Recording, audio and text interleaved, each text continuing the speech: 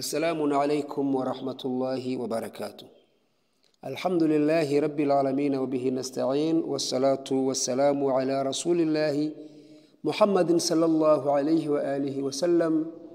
وبارك بإسلام قد تنجر دشيمرا إيمان الله سبحانه وتعالى دسبرا أمهر نمجشاء نمغ إيمان محمد صلى الله عليه وآله وسلم نمر جانغوا يمزرنينجي.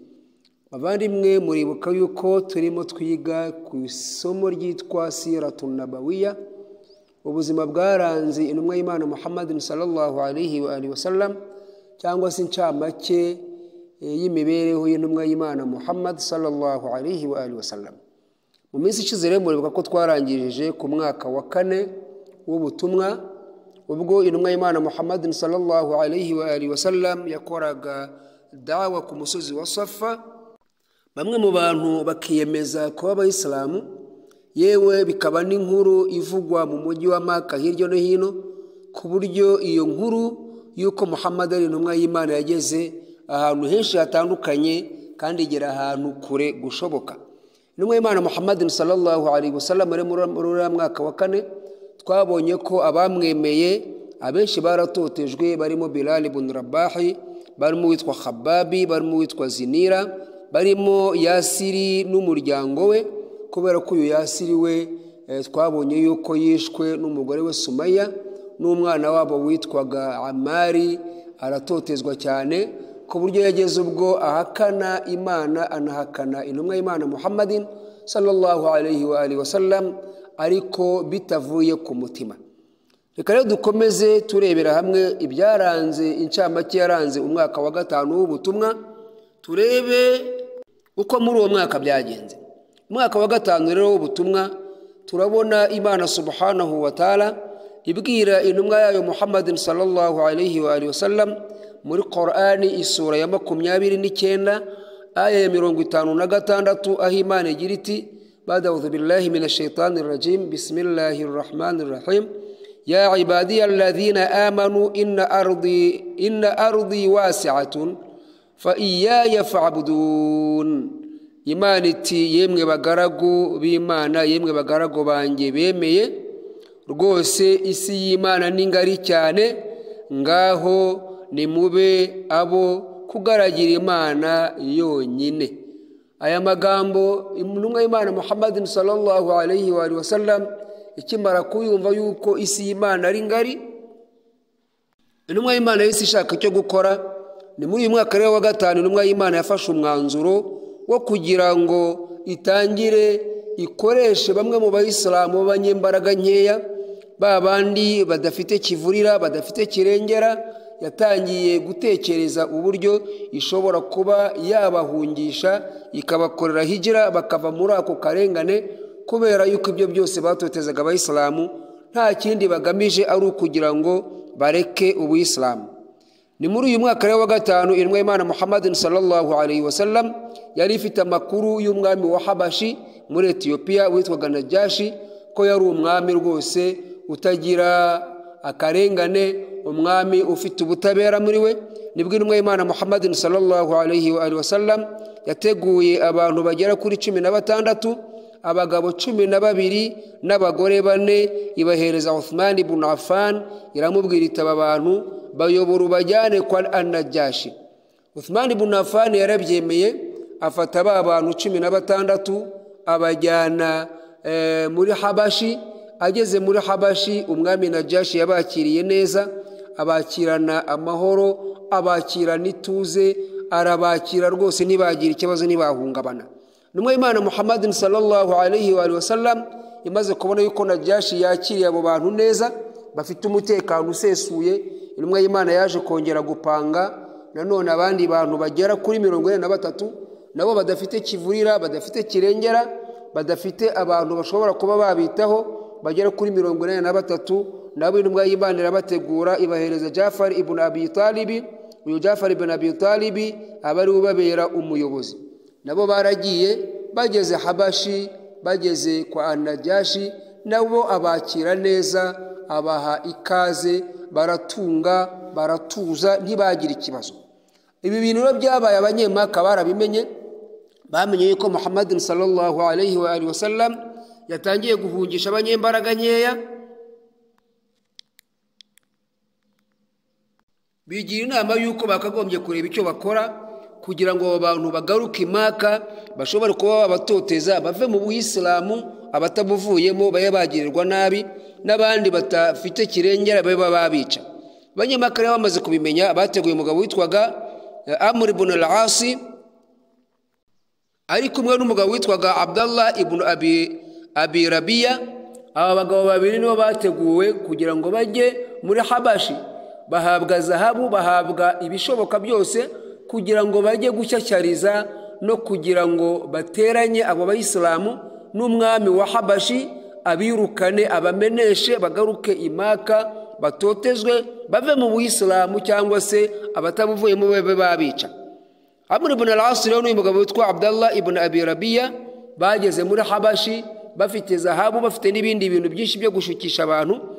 Begera abegereye umwami, begera abatware bari hafi y'umwami, babashukisha ruswa. Barangije barababwira bati turifuza kubonana n'umwami kugira ngo adufashe bari abantu bahungiye hano babe basubizwa Imaka, kubera yuko aba bantu turabashaka iwacu.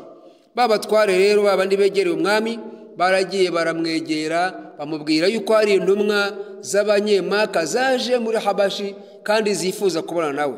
Umwami Najashi yabahaye ikaze, avuga ati nibaze rwose, baze bambwire ikibagenza.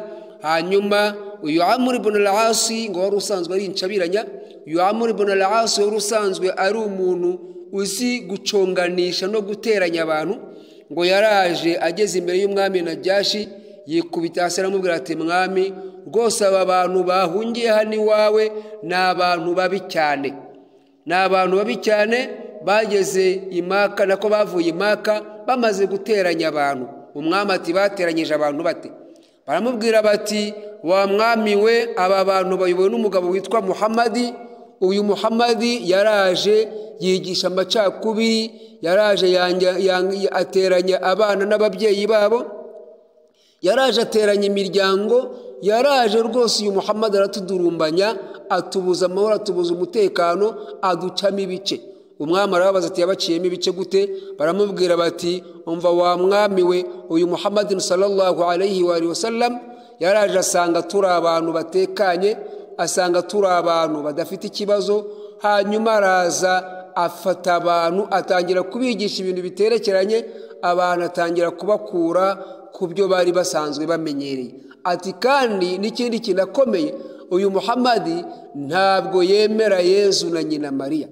Aya magambo Najashi yarayumvishe, yumva ari byiza yuko yahamagara baba Islamu bakisobanura ku birego barimo kuregwa na Amr ibn al-As.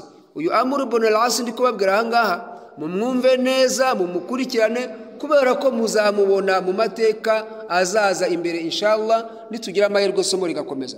Uyu Amr ibn al-As yamaze kuvuga ayo magambo yo gucabiranya, umwami yatumije baba Islamu arabazana imbere y'inteko, arababwira ati hano mfite ibirego byanyu byuko mwebwe mwavuye iwanyu mumaze gucamo abantu ibice, mumaze guteranya abantu, abana mubanganishije n'ababyeyi babo. Uyu Amr ibn al-As yaremuhaye n'urugero, aramubwira ati rero wa mwami we, kugira ngo wumve ko ibyo mubwira ari ukuri, muri aba bantu bahunze barahanima hano muri Habashi harimo n'umwana w'umutware, umwana w'umutware wa Maka ariwe witwa Abu Sufiyani. Ati Abu Sufiyani muri aba bantu baje harimo umwana we witwa Ramla. Uyu aramubwira ati ibaze nawe umwana w'ibwami, umwana w'ibutware, umwana uri ahantu hasusurutse, kubona yemera guta ababyeyi be, agatase agatanyina, akemera kuza kuba impunzi mu gihugu kitari kiwabo, kandi umubyeyi wari umuyobozi uyoboye igihugu. Atayo ni amacakubiri ateye ubwoba, ni amacakubiri akomeje. Koko uyu Ramla mwene Abi Sufiyani yari ari muri abo bantu bari barajyanywe he muri Habashi. Baje rero kwisobanura abayisilamu, bakimara kugera imbere ya Najashi, Jafar afata ijambo aramubwira ati mwami ibyo abantu bakubwira koko ni ukuri. Intumwa y'Imana Muhammad sallallahu alayhi wa sallam yaraje atwigisha yuko gusambana kizira, abanyemaka benshi ari abasambanyi. atwigisha yuko kunywa inzoga kizira, abanyemaka benshi ari abasinzi. Atwigisha yuko Imana ari imwe rukumbi, abanyemaka benshi basenga ibigirwamana. Atwereka yuko dukwiye kwitandukanya n'iby'isi tukiyegurira Imana, abanyemaka banga kubivaho. Ababyiyemeje rero bahise batandukana n'ibyo n'abari abakibikora, havukamo ibice bibiri. Igice cya mbere kiza kiyemeje kugaragira Imana, kiyemeje kwiyegurira Imana, kiyemeje kureka ibibi, kiyemeje kwitwara neza, kikubahiriza uburenganzira bw'ikiremwa muntu, kikitandukanya n'ibigirwamana. Ayo niyo macakubiri baturega, kandi turayemera koko Muhammad amaze kuza abantu benshi bamukurikiye twiyemeje guhinduka, tutandukana n'abanyemaka twari dusanganywe. Atayo macakubiri rwose turayemera. Umwami Najashi atayo macakubiri ntacyo atwaye, kubera ko nta macakubiri meza abakura kuri kamere akabajyana mu yindi kamere yo kwiyegereza Imana no kwiyegurira Imana. Atayo nta macakubiri arimo, ahubwo n'abantu guhinduka. Icyo kiba kiratsinzwe. Hanyuma Amr ibn al-As aramubwira ati rero mwami, aba bantu nta nubwo bemera Yezu na nyina Mariya, kubera ko babonaga Najashi. Amr ibn al-As yari umuhanga, yabonaga Najashi yambaye umusaraba munini cyane mu gatuza, asanga navuga Yezu na nyina Mariya umwami Najashi ari buze kubyumva, kandi akabyumva cyane kurenza undi uwo ari we wese. Najashi yahise abwira Jafar ati icyo cyura gisobanura gute? Ni gute mutemera Yezu nimwemera na nyina Mariya? Hanyuma Jafar aramubwira ati mwami rwose ibyo tuvuga kuri Yezu si twe tubivuga, tuvuga kuri Yezu dushingiye uko Imana subhanahu wa ta'ala imuvuga. Ntago tuvuga Yezu uko twebwe tubishaka, tureba uko Imana imuvuga muri Qur'ani niko tumuvuga. Hanyuma Jafari yegura Qur'ani, surati Maryam yari yaramaze guhishuka, aramubwira ati mwami we twebwe nako surati Taha, samahani sana, surati Taha yari yamaze guhishuka. Hanyuma aramubwira ati nyakubahwa mwami, twe tuvuga Yezu na nyina Mariya nk'uko Imana ivuga muri Qur'ani. Jafari yasomeye rero umwami Najashi surati Taha ati bismillahirrahmanirrahim, Taha ma anzalna alayka alqur'ana litashqa illa tadhkiratan liman yakhsha. Ngo yewe ngo ma anzalna alayka alqur'ana litashqa, ngo ntabwo twiye tugishurira aya irimo amayobera, irimo kutumvikana, irimo kudasobanuka, uretse ko twayiguhishuye kugira ngo nabura ibe iyo gutinya Allah subhanahu wa ta'ala. Illa tadhkiratan liman yakhsha, uretse ko ari urwibutso kuri babandi batinya Imana subhanahu wa ta'ala. Tanzila mimman khalaqa al-ardha was samawati al-ula, ngo yahishuwe iturutse ku mwami cyangwa kuwaremye isi n'ibirere kandi uhambaye kurenza abandi. Ar-Rahmanu ala al-arshi istawa. Aya magambo niyo Jafari yasomeye umwami Najashi. Umwami Najashi ngo yagiye kugera kuri izi aya, ntago zisomye zose, ngo yagiye kugera kuri izi aya umwami Najashi amarira yamaze gutemba mu bwanwa. Ngo arangije aravuga ati mwabantu mwe, njyewe ndababwiye ngo iki gihugu ni njyewe nkiyoboye, ni mukibemo, mubemo mu mudendezo, mubemo mu buryo bw'ituze, nta muntu n'umwe ufite uburenganzira bwo kuba yabakura muri iki gihugu. Bahaye uburenganzira mu kibemo kugeza igihe muzashakira. Uyu mugabo witwa Amr ibn al-As n'uyu mugabo witwa Abdullah ibn Abi Rabiya ngo basubiye imaka bimyiza imoso, umugambi wabo wabaye impfabusa. Abanyemaka rero bamaze kubona yuko bibananiye kugira ngo bagarure babandi b'impunzi bagaruke baze gutotezwa, bahise bahindukiza itotezwa barishyira kuri Muhammadin sallallahu alayhi wa sallam.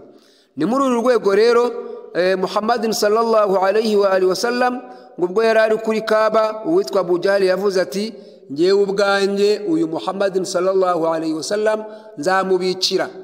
Ngo yarabwira ati nzamwica. Ngo aragenda arabwira ati umunsi nugera mwebwe muzumva ko Muhammadin amwishe, kubera ko Muhammadin yakakunda kujya kuri Kaaba akicara agakora zikiri ziwe. Abu Jahl yaragiye ngo ashaka ikibuye kinini cyane, araza muturika inyuma avuga ati ndakimutera, ndakimukubita mu mutwe Muhammad apfe. Ngo yahengereye nta muntu n'umwe umureba, azana cya kibuye ngo kijya kumugera imbere, abonye ibitangaza bikomeye cyane, Abu Jahal asubira inyuma atitira, ikibuye agitura hasi arirukanka, ajya kubwira ba bandi yabwiye ko agiye kwica Muhammad.